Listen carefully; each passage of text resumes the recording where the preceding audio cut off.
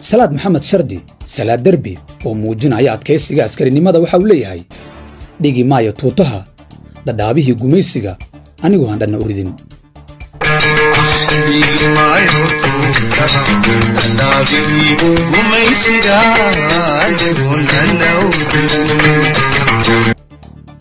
xilliyadan oo kale waa marka la ogaado oo ay kala miirmaan wadaniga dhabta ah iyo midka qaranka ku danaysta سعيد مير حيدر wuxuu sharaxayaa astaamaha wadaniga wadanigu ma saxdo kama waato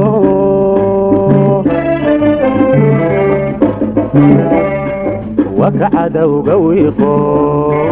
وحيس قوي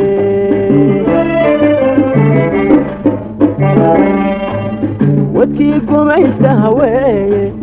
والوالك بيشهوي وذا تشردون هوي وانا هذا الكيسي